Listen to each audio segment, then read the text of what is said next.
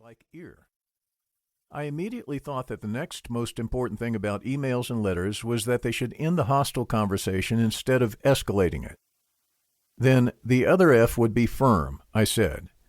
You want them to end the hostilities without putting out a hook to get the other person to respond. No more, "What do you think of that, buddy?" at the end of an email. And that can be really hard to do, but so important. So BIFF would be brief, informative, friendly, and firm. Thanks, that makes it easier to remember.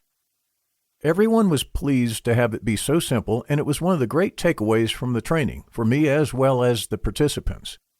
Yet I also realized that it wasn't simple at all, and that I sometimes spent half an hour or more helping a client feel confident that their email response wasn't showing weakness because it didn't include any hostile remarks like the email they were responding to. But I also realized that BIFF sounds strong. Later that year, I wrote an article about it called Responding to Hostile Mail, BIFF.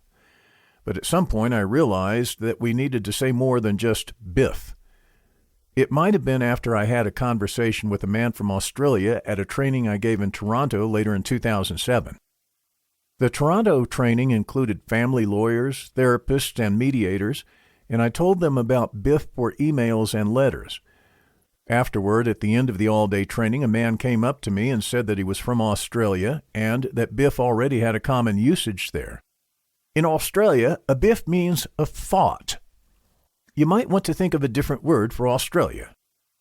To be honest, I wasn't sure, with his accent and my hearing, whether he had said fart or fight. I was tired, so I simply thanked him and told myself I would need to look it up. I liked BIFF and didn't want to change it. But in 2008, I would be giving my first trainings in Australia, so I knew I needed to understand if there really was a problem. When I arrived in Melbourne, Australia, I was riding a bus a day or so before giving my first training, and a headline jumped out at me from a newspaper another writer was reading. It said something like, "Fans want more BIFF at games." That clinched it. BIFF was a fight between players, with them trying to punch each other. Whew, I was relieved to find out in advance that BIFF wasn't a fart. But did that eliminate my use of the word BIFF for this communication technique? It occurred to me that our BIFFs were really responses to verbal punches from people in a high-conflict divorce or workplace dispute or other setting. In Australia, I would emphasize that the technique was a BIFF response, and thus BIFF response was born. Years later, Megan and I trademarked the term in the United States and Australia. In 2011, I wrote a full book about the method with about 20 examples. BIFF, quick responses to high-conflict people, their personal attacks, hostile email, and social media meltdowns. Then, in 2014, I added a new method for a second edition, Coaching for BIFF Responses, which became a new chapter in the book, one that could be used by counselors, coaches, and even family members to help each other. But the interest in this method has grown exponentially, especially in the area of co-parenting after a separation or divorce. Time for a BIFF book exclusively devoted to co-parenting communication. Bill Eddy, September 2020. About this book. This book is written by the three of us. Annette, a family lawyer, and Kevin, a family therapist, have been using and teaching BIFF communications with co-parents for years, almost from the birth of BIFF.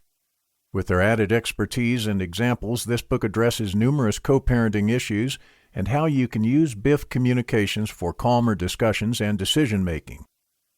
This book teaches you how you can use BIFF communications for starting conversations, as well as for responding to hostile or misinformed emails, texts, and so forth.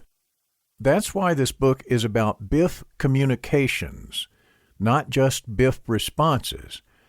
This book stands on its own, or you can also get the original BIFF book, second edition as described above, for its broader application, including non-parenting situations and explanations of high-conflict personalities. We have used the same general format throughout much of the book, giving an example of someone's hostile or misinformed communication, followed by a negative but tempting response, followed by